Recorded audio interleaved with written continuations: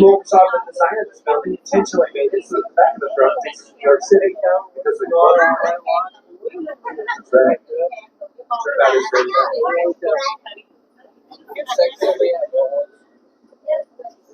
Over here on the left, we're going to take a look at this backwards L-shaped building here. This is the Boeing building for now. But when it was completed in 1990, it was the headquarters of the Morton Salt Company. Now, the corner of the building here closest to us is actually suspended from that truss up there on the roof. That's because, again, there are active train tracks up underneath this building, so they couldn't install caissons or poured concrete supports to support it from underneath without interrupting that train traffic, so they suspended it from above. Now, in all of these situations where builders are building over active train tracks, not only does it provide interesting engineering challenges, but it also provides some financial challenges. And that's because that land is owned by those transportation companies. And with ownership of the land comes ownership of the air above it. So buildings like the Boeing building have to lease those air rights. In this case, they pay $1.3 million a year simply to exist in that space. And that's air rights for you. Now look, it's a little windy, but overall, this has been a gorgeous weekend. Are we enjoying our day on the river right now? Glad to hear it. You picked a really good one. Even on a wish day, though, still not as bad as it was in the mid-1800s. That's right, that's the same. The digging of the sanitary and ship canal. This was a canal that was dug through a nearby subcontinental divide. It took 8 years, millions of dollars, and the movement of 42 million cubic yards of earth, which is enough to fill Sears Tower 20 times over. But the result was that on January 2nd, 1900, the canal was opened, gravity took over, and the flow of the Chicago River reversed back towards the Mississippi. Along the journey. Just because it's so wild. Over 100 years ago, we were further out of the river systems. So, I'm personally glad that we reversed the river, if for no other reason than some of these contextualist buildings today might look very different. For instance, the Naveen building on the right, with its alternating blue and green glass representing the sky and the river, might be blue and brown today. Cinephiles will be recognize the Naveen building from Ferris Bueller's Day Off. This is the location of his dad's office, from which he moved down onto the parade. But yeah, of course, the reversal of the river in 1900 was a boom for the Chicago River, as was the cleaning efforts by Mayor Daley in the 90s. But probably most impactful was the Clean Water Act of 1972. According to the Friends of the Chicago River, a nonprofit ecology group here in the city, there were only 10 species of fish living in the Chicago River in the 1970s. And today there are over 70 species of fish living in the river. So it's come a long way. It's cleaner than it's been in over a century. Don't swim in it, it's not that clean yet. But we can enjoy it from the boats, and we can enjoy it from the Chicago Riverwalk. All of the land on our right is part of a 1.3-mile continuous path between Wolf Point and Lake Michigan. Each of these sections between the bridges here are designed as distinctive rooms tailored for different outdoor activities. As we pass by the Franklin Street Bridge here, we're going to take a look over to our right and see this gray box with a glass front mounted to the wall there. That box contains 30 full projectors costing about $8 million to install. And every night after sundown, they project a free digital art show on the service. It's called Art on the Marks. And if you all are in the area tonight at 9 o'clock, you'll see one of the largest public digital art displays in the world projected on the surface of our Very cool. Very, very cool. It happens every night between April and December. The start time will change slightly as the year goes on because the sunset will change, but it is currently 9 o'clock. Now, the Chicago Riverwalk was completed between 2003 and 2016, but it was originally in the 1909 Chicago. This is part of Daniel Brown's vision for the city. Not the projections. I don't think he had that kind of foresight. But everything else part of the 1909 plan of Chicago. Also in the 1909 plan was a plan to widen LaSalle Street up ahead, which didn't happen in 1930, but they ran into an obstacle. That obstacle was the bird obstacle. This brick building, this brick building with the clock tower out here on our left was completed in 1914, and its location left too little room to widen the streets. So they did what they did with the streets. And they cut off part of the building, just locked it off. They then adjusted the facade to match. So it's different cells and counts because there are 5 base windows on this side of the clock tower, but there are 6 base windows on the other side.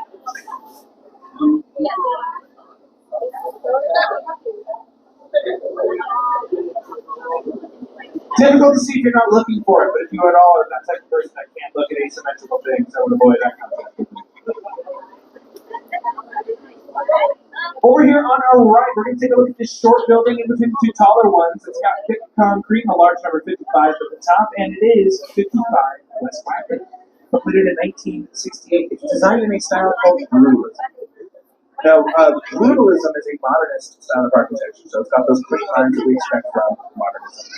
But the use of stone and concrete in brutalist architecture provides a sense of strength and stability that made it incredibly popular amid the turmoil of the mid-20th century, much to the dismay of the man who coined the name brutalism. Apparently, a British architect who wanted to make a pun on the French phrase for raw concrete and tall brutes. And he wanted to do it in such a way as the name itself would really capture the horror of the British public upon seeing brutalism. It's a गाडी को plaza हो it's a गाडी राख्ने And you know, now that यो चाहिँ माथि गाडी राख्ने हो हेर्दै यस्तो छ यो कति तल छ यो सब गाडी राख्ने हो I got jokes. गाडी राख्ने The हेर्नुस् strength of brutalism is very popular in government buildings and banks as well as in educational institutions. And the flip side of the coin is that strength also made it very popular in dystopian science fiction media. So I'll let you all unpack that one.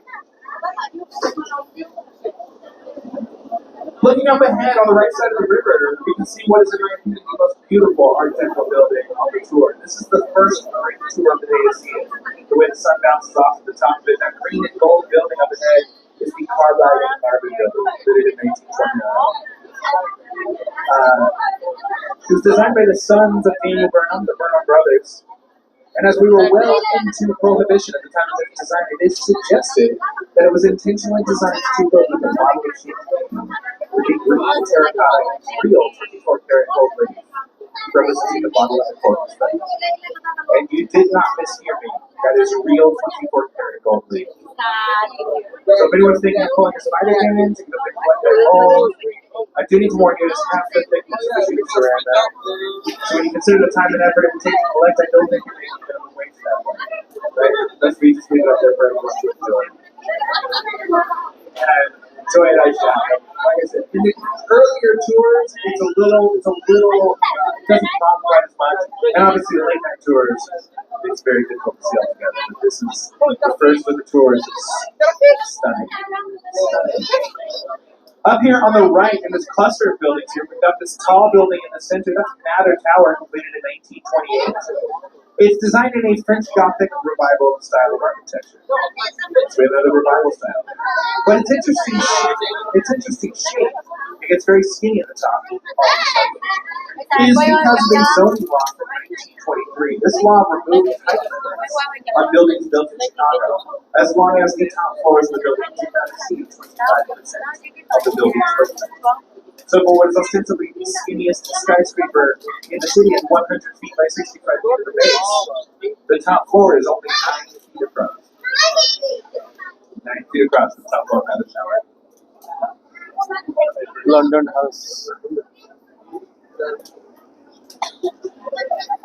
Out here on our left, we have another French Gothic revival style building coming into view behind the Wrigley building. This one complete with flying buttresses, which in this case are really decorative and do not affect buttress anything. This is Tribune Tower. Now in 1922, the owner of the Chicago Tribune, Colonel Robert McClellan, held a contest for the most beautiful office building in the world, and this was the winning design. It was designed by New York architect Raymond Coe and John B. Howell. It was completed in 1925. And it was designed to look like Community marketplace Russell. My favorite part of Tribune Tower, though, isn't visible from the river. If you were to wander over there during a trip to the city, you would see embedded in the tower at street level stones from other structures at notable locations around the world. There's the Taj Mahal, the Great Wall of China, the White House. There's even a piece of one of the World Trade Center towers from September 11th, 2001, embedded in the Tribune Tower. It's like a niche museum that you can walk right up to on the street. So anyway, a lot of people have a lot of fun on the river, including us. Chicago That's right. First Lady or They American. did a good time, but they're not ready to hear as much as we are. So, Also up here, this is near the location of the first permanent settlement in Chicago. Right up here, where Founders Court is today, was a trading post run by a Potawatomi woman named Kitty Hawa and her husband of French and African descent, Jean-Baptiste Point Dussable. Dussable was reportedly born in Haiti to a French mariner father and an enslaved mother of African descent. He was then educated in France and returned to North America in the 1770s, specifically to New Orleans, where he then made his way north, meeting his wife, settling here in the 1780s. Today, he's considered the founder of Chicago, Point Dussable. And we honor him with a bust up there on Michigan Avenue, as well as a unique of the Dussable Bridge on Michigan Avenue, the Dussable Lakeshore Drive out by the mouth of the river, and the Dussable Black History Museum and Education Center in Washington Park. If you look up here to our right, you can see this mirrored building that says Swiss Hotel. And specifically, if you look at the gaps between it and its neighbors, something's off, almost like that building gets rotated in that space. There's like a corner sticking out right there. It's not rotated, that is a triangular building. We actually learned about somebody earlier in the tour that loved triangles. His name was Harry Weiss. He was the designer of the River Cottages over the road. So many triangles on River Cottages. And Harry Weiss indeed designed the Swiss Hotel in 1989. I've not been to the Swiss Hotel, but I do imagine it is probably a nicer stay than the previous triangular building. The Metropolitan Correctional Center of Washington. Also, a very striking triangular building. Just, give it a choice. This is the one I would like to see. And we are once again approaching the St. Regis on the right. I told you there was more I wanted to tell you about the St. Regis, and that's because the St. Regis uses three methods of minimizing drift, two of which we've already discussed. The St. Regis uses inertial slosh dampers. There are 6 tanks on that building containing 400,000 gallons of water. The St. Regis uses bundled tubes. These 3 towers are bundled together near the base, which provides additional strength in the direction of the wind. And the final method, which we have yet to discuss, is blow-through floors. If you look at the tallest tower, you can see those 2 floors up there that look unfinished. Those floors have no windows, no residence. They're entirely open, so the wind can blow right through, which helps to relieve pressure on the windward side of the building. That's right. And that is some expensive square footage, by the way. For reference, the top floor of the center tower and the terrace above it were sold as a penthouse for $20 million. So when you extrapolate from that over those blow-through floors, you get a pretty good idea of the cost of saving. Now, as the third tallest building in Chicago, it's of course shorter than the second tallest building in Chicago, Trump International Hotel and Tower. However, if you were to plug up Trump Tower and pop it right here next to the St. Regis, you'd be able to stand on the roof of the St. Regis and look down onto the roof of Trump Tower, which just goes to further illustrate the legwork a spire can do when it comes to determining the height of a building. And yet we can't count the antennas on Sears Tower. Antennas is, by the way, broadcast radio. Now that legislation unfortunately went through some revisions in the 1960s, and they forgot to put in that stipulation that the exception was only for Harvard. So this created a loophole that our friends at Lake Point Tower were able to exploit. Now they were not the only ones, and that loophole. There's a rumor that Oprah also lived in Lake Point Tower. But she was often seen in the lobby near the elevator, but because she frequented CT, the French restaurant used in the infrastructure. CT closed in 2020, so it's no longer there. I have heard that there is a restaurant that is currently renovating that space, but they haven't announced the name. But if That restaurant does not call themselves Sex. I get that it's the obvious, it's an obvious joke, but it's also like too good. And I'm not going to give my money to a company that's going to leave such excellent fun on the table. We vote with our dollars. Boom! Look at that. You're probably wondering why we're turning around. Yeah, because the certificate of like I said, goes every hour on the hour for 5 minutes.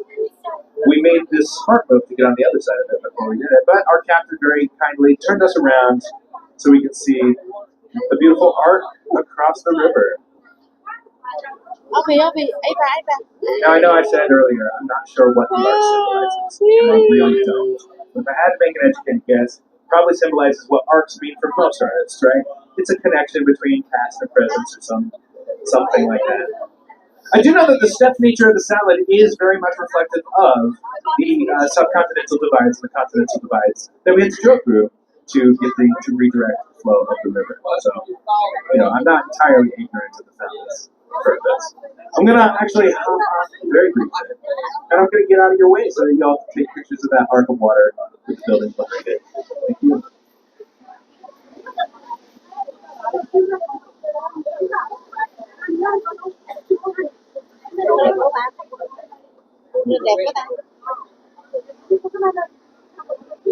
पानी को फोराको अगाडिपट्टि देखिरहनु भएको छ term, यो term tower, यो सिगाको हो।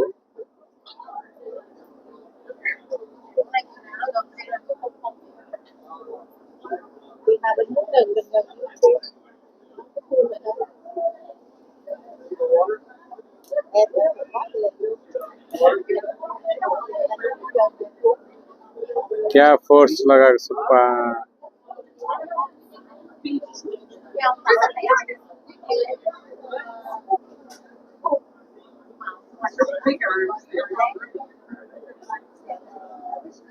फोर्समा पानीको फोरा हेर्नुस् क्या दामी छ।